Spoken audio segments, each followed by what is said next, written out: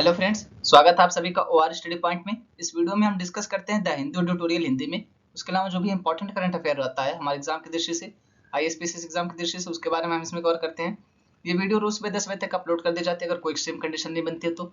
हाँ, इधर 1-2 दिन से थोड़ा सा लेट आ रहा है तो उसके लिए माफ कर दीजिए। देखिए कल क्या हुआ, कल मेरी बहन की बेटी थी, उसकी डेथ हो गई। वो 3-4 दिन की बच्ची थी, उसकी पिक मैंने आपको टेलीग्राम पे शेयर की थी, तो इस वजह से लेट हो गया। एक्चुअली उसकी 6 अगस्त रात के 10 बजे के आसपास डेथ हुई थी, तो सारी रात हम लोग वहीं पे थे। फिर रोना धोना और इमोशनली टॉर्चर जो था, आप समझ ही सकते हैं कि क्या कंडीशन बनी होगी। और फिर वहाँ पे कोई जगह भी नहीं मिल रही थी लेक्चर रिकॉर्ड करने के लिए, बहुत सारी समस्याएं थी, तो मुझे लगा कि लेक्चर आ नहीं पाएगा। अब वही 2 ऑप्शन था, या तो मैं आपको नोटिफिकेशन भेजता कि लेक्चर नहीं आ पाएगा, या तो फिर मैं ये करता कि यार आएगा तो थोड़ा सा देर आएगा। इस वजह से मैंने आपको अपडेट कर दिया था कि थोड़ा सा देर हो जाएगा। फिर मैंने जगह खोजी, उसके बाद गया वहाँ पे, देखा कैसे क्या कर सकते हैं, फिर मैंने लेक्चर रिकॉर्ड किया। और फिर इस वजह से आपको कल वाले लेक्चर में थोड़ा सा लो लग रहा होगा, क्योंकि यार वजह वही थी, पूरी रात जागना और फिर मेंटली डिस्टर्ब होना, उसके बाद से लेक्चर रिकॉर्ड करना, ध्यान पूरी तरीके से जा नहीं रहा था, बहुत सारी समस्याएं निकल के आई।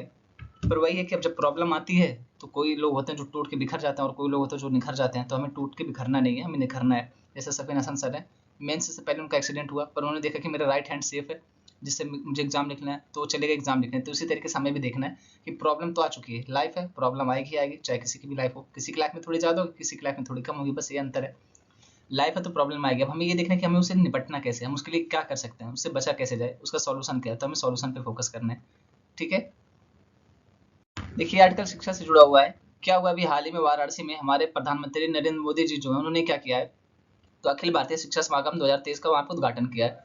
उसके बाद हमारे धर्मेंद्र प्रधान जी जो हैं, ये कौन है, तो हमारे शिक्षा मंत्री, इन्होंने क्या किया है, तो 2020 में जो न्यू एजुकेशन पॉलिसी आई थी, इसके 3 वर्ष पूरे हुए कब, 2023 में, इसी के उपलक्ष्य में एक ऐप लॉन्च किया। तो उसी के बारे में आर्टिकल है, उसके बारे में यहाँ पे देखेंगे। हम देखते हैं उल्लास पहल के बारे में। उल्लास का पूरा नाम क्या है, तो understanding life long learning for all in society. इसको हिंदी में क्या कहेंगे, समाज में सभी के लिए आजीवन सीखने की समझना। इसका उद्देश्य क्या है, तो बुनियादी साक्षरता और महत्वपूर्ण जीवन कौशल में अंतर को पाटते हुए प्रत्येक व्यक्ति तक पहुंचने वाले सीखने के पारिस्थितिकी तंत्र को बढ़ावा देकर पूरे भारत में शिक्षा और साक्षरता में क्रांति लाना। यानी आप यहाँ पे देख सकते हैं कि लर्निंग का एनवायरनमेंट तैयार करना है, उसके तहत क्या करना है, तो शिक्षा और साक्षरता के क्षेत्र में क्रांति लाना है। यहाँ पे अगले पॉइंट में बात की जा रही है कि जो भी लोग 15 वर्ष या इससे अधिक उम्र है जिनकी, वो लोग जो स्कूल नहीं गए हैं, उनको ये टारगेट करेगा, उनको लक्षित करके उनके लिए चलाया जा रहा कार्यक्रम है। उनको क्या क्या प्रोवाइड कराया जाएगा, तो उनको बुनियादी शिक्षा दी जाएगी, उनको डिजिटल और वित्तीय साक्षरता के बारे में जागरूक किया जाएगा, और उनको महत्वपूर्ण जीवन कौशल प्रदान किया जाएगा। फोकस क्षेत्र इसका क्या है, तो ये देश के राष्ट्र निर्माण में शामिल होने के लिए कार्यात्मक साक्षरता, उसके अलावा व्यवसायिक कौशल यानी व्यापार आपको करना, तो उसके बारे में, बिजनेस के बारे में भी आपको यहाँ पे सिखाया जाएगा। और वित्तीय साक्षरता, फिनांस का मुद्दा हो गया। उसके अलावा कानूनी साक्षरता, लॉ के बारे में हो गया। उसके अलावा डिजिटल साक्षरता, आप देखेंगे कि जो वर्तमान समय है, डिजिटल दुनिया कहा जाता है इसको, क्योंकि आप देखेंगे इंटरनेट के बिना, मोबाइल के बिना, डिवाइस के बिना कोई जमाना, कोई दुनिया अब पॉसिबल ही नहीं है, क्योंकि ऐसा यहाँ पे डेवलप हो चुका है ये क्षेत्र। और नागरिकों के सशक्तिकरण जैसे कई महत्वपूर्ण जीवन कौशल को बढ़ावा देने पर ध्यान केंद्रित करेगा। अब यहाँ पे बात की जा रही है कि इसका कार्यान्वयन कौन करेगा, तो स्वैच्छिकता के माध्यम से होगा, यानी आप सेल्फ बेस पे जाकर के काम करेंगे, आपको कोई फोर्स नहीं करेगा। आप चाहे तो आप भी जाकर के काम कर सकते हैं। अगर आपको कोई चीज पता है, आप चाहते हैं कि किसी को सिखाएं, तो आप यहाँ पे जाकर रजिस्टर करवाइए, आप वहाँ पे सिखाइए उनको, कोई रोक टोक नहीं है। और उसके अलावा आपको, अब मान लीजिए आप इतना टाइम दे रहे हैं, आप सिखा रहे, तो उसके लिए आपको क्या मिलेगा, आपको कैसे पता चलेगा, या लोगों को कैसे पता चलेगा कि आपने यहाँ पे इनको सिखाया था, आपने कहीं पार्टिसिपेट किया था। तो उसके लिए आपको क्या किया जाएगा, स्कूल या विश्वविद्यालयों में क्रेडिट दिया जाएगा, उसके अलावा प्रमाण पत्र दिया जाएगा, उसके अलावा प्रशंसा पत्र, उसके अलावा अभिनंदन, और अन्य माध्यमों से सराहना के साथ प्रोत्साहित किया जाएगा। यानी ये सारे माध्यम ऐसे हैं जिसके थ्रू आपको मोटिवेट किया जाएगा, प्रोत्साहित किया जाएगा, ताकि आप इस क्षेत्र में पार्टिसिपेट करें। आप चाहें तो आप भी किसी को मोटिवेट करें, आप किसी को पढ़ाएं, आप किसी को कोई कौशल सिखा सकते हैं उल्लास योजना के तहत। अगला महत्वपूर्ण बिंदु किसका महत्व क्या है, तो सरकारी आंकड़ों के अनुसार वर्ष 2022-23 में लगभग 12.5 लाख छात्र स्कूल से बाहर हैं, जिनमें लड़कियों की तुलना में लड़कों की संख्या अधिक है। लेकिन जब आप उच्च शिक्षा में जाएंगे, हायर एजुकेशन में जाएंगे, तो वहाँ पे ज़्यादातर लड़कों की संख्या अधिक होती है पढ़ने वालों की, और ज़्यादातर लड़कियों की संख्या अधिक होती है छोड़ने वालों की। लेकिन जब यहाँ पे आप देखेंगे प्राइमरी और अपर प्राइमरी लेवल पर, तो यहाँ पे क्या है कि जो लड़के हैं मैक्सिमम, उन्होंने जॉब छोड़ दी। क्यों, क्योंकि उनको कमा के पैसे लाने हैं, उनको फैमिली को देखना है, इस वजह से।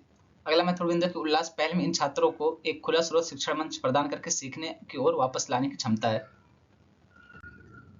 अब यहाँ उल्लास, इसकी प्रमुख विशेषताएं क्या, वो हम देखते हैं। तो इसमें बात करें आजीवन सीखने का फोकस, वो एक स्टेटमेंट है ना कि सीखना बंद तो जीतना बंद। तो यानी आपको आजीवन सीखते रहना। और आप देखेंगे जो भी लोग अपने फील्ड के महारथी हैं, अपने फील्ड में जो भी लोग बहुत टॉप की पोजीशन पे गए, वो हमेशा ये कहते हैं कि मैं अभी सीख रहा हूँ। वो कभी नहीं कहते कि मैं एक्सपर्ट हूँ, कहते हैं मैं सीख रहा हूँ। तो वही बात यहाँ पे की जा रही है कि आपको हमेशा लाइफ टाइम सीखते रहना चाहिए। और यहाँ पे इस पहल के तहत आपको आजीवन सीखने का मौका दिया जाएगा। आपकी उम्र चाहे 30 वर्ष हो चाहे 80 वर्ष हो, आप अगर सीखना चाहते हैं तो आपको सिखाया जाएगा। पहला महत्वपूर्ण बिंदु है कि डिजिटल और वित्तीय साक्षरता, इसके बारे में भी आपको जानकारी दी जाएगी। महत्वपूर्ण जीवन कौशल के बारे में भी, और छात्र स्वयं सेवकों के लिए प्रोत्साहन, जो ये चीज मैंने आपको पिछले पॉइंट में बताई है। शैक्षिक सुधार से संबंधित सरकारी पहल कौन कौन सी, तो इसमें है प्रौद्योगिकी संवर्धित शिक्षण पर राष्ट्रीय कार्यक्रम, सर्व शिक्षा अभियान, उसके अलावा प्रज्ञाता मध्याह्न भोजन योजना, उसके अलावा बेटी बचाओ बेटी पढ़ाओ योजना, उसके अलावा पीएम श्री स्कूल। तो ये स्कूलों के लिए योजना चलाई गई पीएम श्री। ये आर्टिकल बात कर रहा है अभी तमिलनाडु की एक योजना, उसके तहत क्या किया जाएगा, जो महिलाएं घरों में काम करती हैं जिनके लिए उनको कोई वेतन नहीं दिया जाता है, तो उसके बारे में आर्टिकल बात करेगा। अवैतनिक कार्य के बारे में उनको 1,000 रुपये प्रति माह देने की बात की जा रही है, तो उसी के बारे में ये आर्टिकल देखेंगे। अब यहाँ पे बात की जा रही है कि तमिलनाडु सरकार ने महिलाओं के अवैतनिक श्रम को मान्यता देते हुए महिलाओं के लिए एक बुनियादी आय योजना, इस योजना का नाम क्या है, तो कलेगनार मगलई उरिमाई थोगई तिट्टम योजना। अगर ये लिखने में या बोलने में कोई गलती होगी तो उसके लिए माफ कर दीजिएगा, क्योंकि यार मैं थोड़ा समझ ही सकते हैं, अब हम लोग उत्तर भारत के हैं तो वहाँ पे साउथ इंडिया का जो नाम है पढ़ने में थोड़ी सी दिक्कत होती है, और कोई बहुत बड़ी बात नहीं है। तो इस तरीके से अगर कोई यहाँ पे गलती होगी तो आप बता सकते हैं कमेंट बॉक्स में कमेंट करके, या बोलने में गलती होगी तो भी आप बता सकते हैं।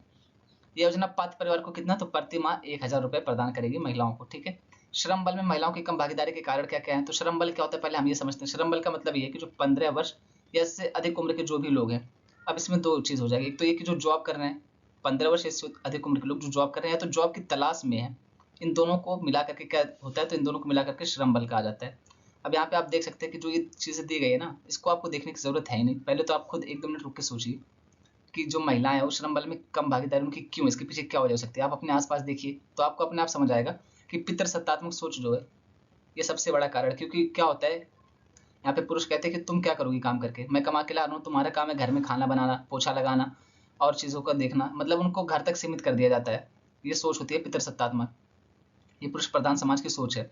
अगला महत्वपूर्ण बिंदु की सामाजिक एवं सांस्कृतिक कलंक। अब यहाँ पे देखेंगे जब किसी की वाइफ, किसी की बहन, किसी की बेटी जाती है जॉब करने, तो आसपास के 10 लोग ताना कसते हैं कि यार ऐसे नहीं, ऐसे है, ये नहीं, वो है। और फिर सबसे बड़ा कलंक ये लगाते हैं कि जाहिर सी बात है कि किसी ना किसी गलत काम के जरिए आगे बढ़ी हो, चाहे वो अपने काबिलियत के दम पे ही आगे बढ़ी हो, लेकिन उसके ऊपर इल्जाम लगाएंगे कि किसी ना किसी गलत काम के जरिए, किसी ना किसी गलत बहाने के जरिए आगे बढ़ी होगी। इस तरीके की घटिया सोच देखने को मिलती है समाज की।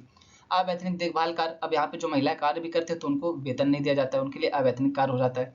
अगला महत्वपूर्ण बिंदु है कि लिंग वेतन अंतर। अब यहाँ पे देखेंगे ना कि मान लीजिए कोई एक जॉब है, ये इसमें 2 लोग काम कर, सेम जॉब है, सेम काम है, सारी चीजें सेम है। यहाँ पे एक पुरुष काम कर रहा है मेल, और यहाँ पे एक महिला काम कर रही है फीमेल, ठीक है।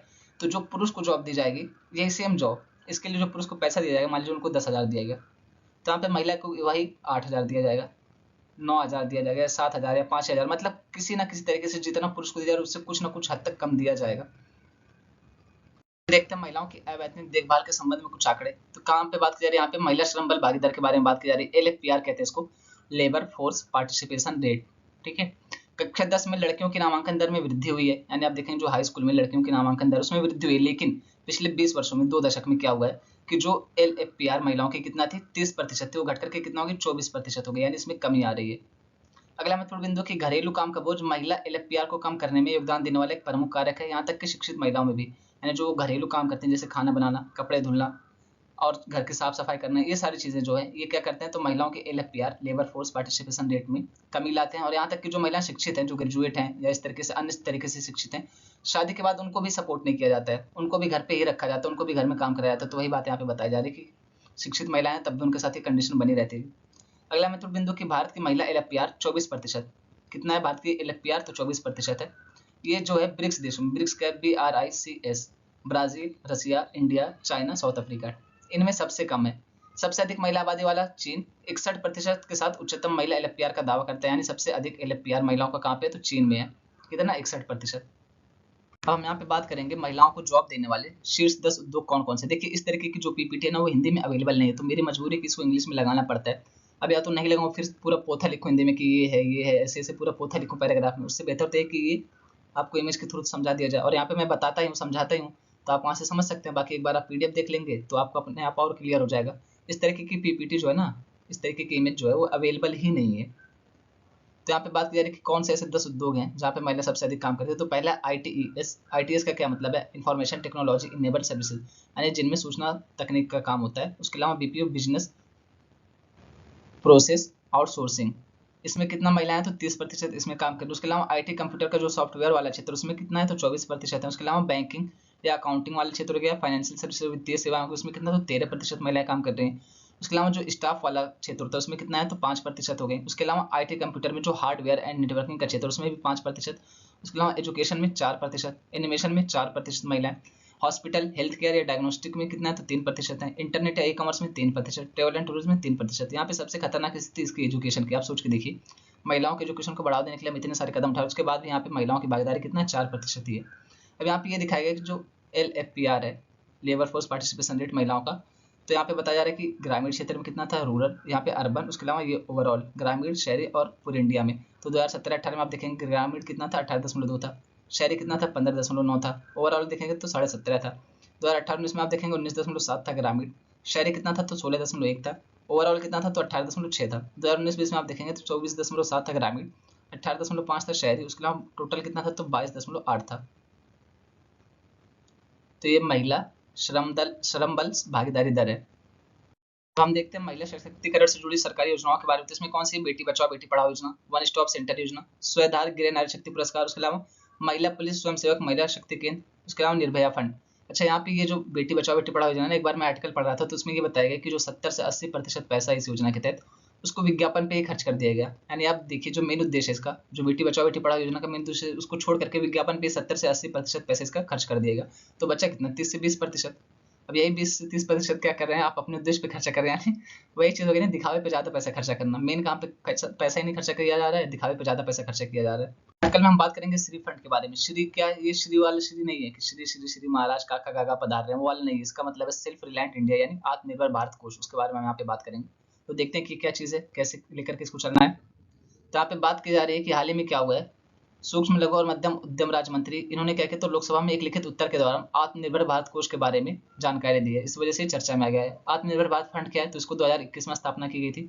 यह सेबी के साथ पंजीकृत एक श्रेणी सेकंड का वैकल्पिक निवेश कोष है।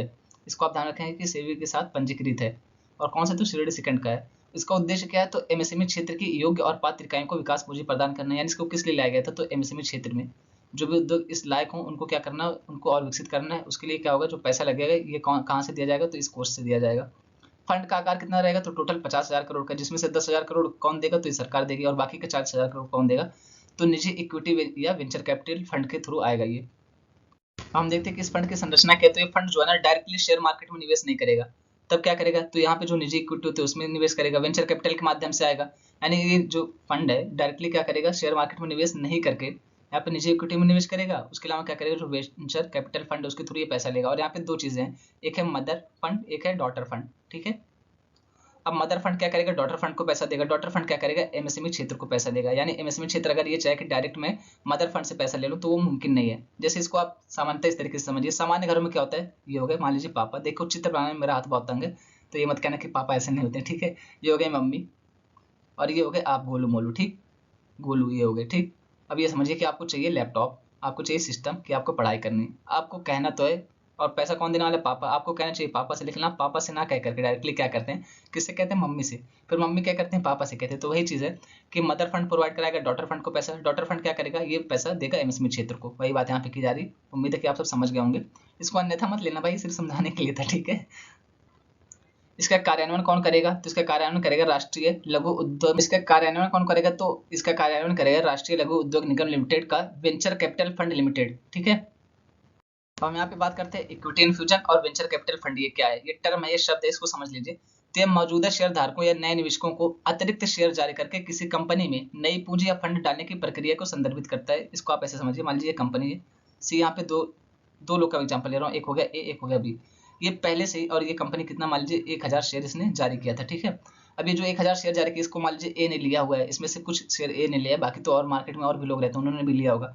और बी क्या एकदम नया है। अब ये क्या करेगी, कंपनी को पैसे की जरूरत है, कंपनी क्या करेगी, अपना शेयर जारी करेगा। मान लीजिए इसने 500 नए शेयर जारी किए, अतिरिक्त शेयर जारी किए, इसमें से चाहे कुछ ए खरीदेगा, चाहे कुछ और लोग खरीदेगा, और यहाँ पे बी भी खरीद सकता है। तो वही बात यहाँ पे की जा रही है कि जो कंपनी को पैसे की जरूरत पड़ने पर कुछ नए शेयर जारी करती है, और वो जो नया शेयर खरीदा जाता है उसके माध्यम से जो पैसा आता है कंपनी में, उसी को कहा जाता है इक्विटी इन्फ्यूजन, ठीक है।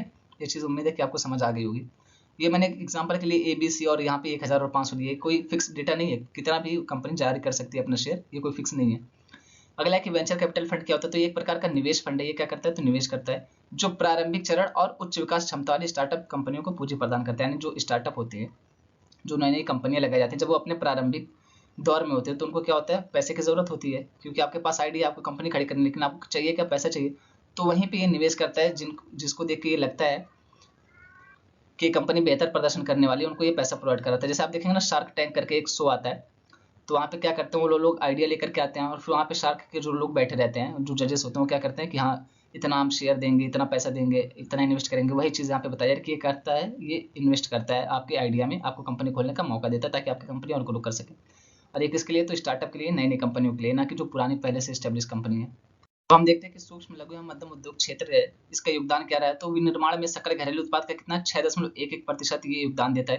यानी मान लीजिए टोटल 100 की जीडीपी आपकी, इसमें से विनिर्माण मान लीजिए 30, यानी मैन्युफैक्चरिंग इंडस्ट्री 30% जो है वो प्रोवाइड कराती है जीडीपी का। ठीक है, अब इसका जो 30 का है उसका 6.11% कहाँ से आता है? तो एमएसएमई से आता है। उम्मीद है कि पॉइंट आपको समझ आया होगा। सेवा गतिविधियों से सकल घरेलू उत्पाद का कितना? तो 24.6%। इसी तरीके से जो सेवा करती है, जो सर्विस सेक्टर है, उसका कितना? तो 24.63%। यहाँ पे सेम तरीके से, बस यहाँ पे जो परसेंटेज है और यहाँ पे जो विनिर्माण है वो सेवा हो जाएगा, और यहाँ पे परसेंटेज 24.63% हो जाएगा। साथ ही भारत के विनिर्माण उत्पादन का 33.4% शामिल है। यानी जितना भी भारत में विनिर्माण होता है, मान लीजिए 100 यूनिट निर्माण होती है, तो उसमें से 33.4 यूनिट कहाँ से होती है? तो एमएसएमई क्षेत्र से होती है। पूरे देश में इसके लगभग 63.4 मिलियन इकाइयां हैं। एमएसएमई क्षेत्र भारत से कुल निर्यात का कितना? तो लगभग 45% हिस्सा निर्यात करता है और लगभग 120 मिलियन व्यक्तियों को रोजगार प्रदान किए हुए है ये। एमएसएमई का क्या मतलब? देखिए, एक छोटे प्रकार का उद्योग होता है, सूक्ष्म लघु एवं मध्यम उद्योग, उसके नाम से क्लियर है। जैसे जब भारतीय अर्थव्यवस्था ब्रिटिश के हाथ में नहीं आई थी, तो यहाँ पे हस्तशिल्प उद्योग जो था बहुत अच्छे लेवल पे चल रहा था, सारी दुनिया पे हमारा ही राज था। लेकिन फिर क्या हुआ, जब ब्रिटिश लोग आए तो धीरे धीरे इसको खा गए। फिर क्या हुआ, भारतीय अर्थव्यवस्था धीरे धीरे गर्क में चली गई। तो वही बात यहाँ पे कह रही है कि जो भारतीय अर्थव्यवस्था है, एमएसएमई जो है, ये भारतीय अर्थव्यवस्था को संभाले हुए। क्यों? क्योंकि होता है कि जब मंदी आती है तो सारे क्षेत्रों पर प्रभाव पड़ता है, पर इस पर बहुत कम प्रभाव पड़ता है। क्यों? क्योंकि ये छोटे लेवल पे काम करते हैं। जैसे 3-4 महिलाएं मिलकर के इकट्ठा क्या करती हैं, अचार की फैक्ट्री खोली, अपने घर पे ही अचार बना रहे, उसके बाद उसका क्या कर रहे हैं, एक्सपोर्ट कर रहे हैं।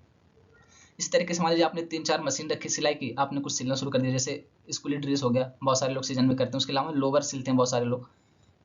तो ये सारी चीज़ें आप देख सकते हैं, इस तरीके से इसको एमएसएमई क्षेत्र में गिना जाएगा। तो यहाँ पे क्या होता है, बहुत बड़े लेवल पे आपका नुकसान भी नहीं कराता है, आपका काम लगातार धीरे धीरे चलता रहता है।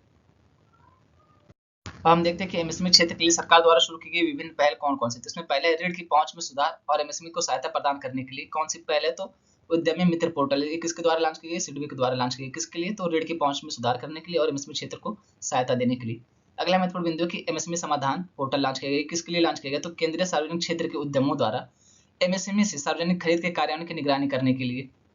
यानी जो पब्लिक सेक्टर की, जो सरकार की कंपनी है, जो सरकार की ऑर्गेनाइजेशन, अगर वो एमएसएमई क्षेत्र से कुछ खरीदती है तो उसके भुगतान से संबंधित जो समस्या है उसके लिए इसका लॉन्च किया गया है एमएसएमई समाधान। एमएसएमई समाधान क्या कहता है? तो सूक्ष्म और लघु उद्यमियों को केंद्रीय मंत्रालयों, विभागों, सीपीएसई, राज्य सरकारों द्वारा विलंबित भुगतान से संबंधित अपने मुद्दों को सीधे दर्ज करने के लिए सशक्त बनाएगा।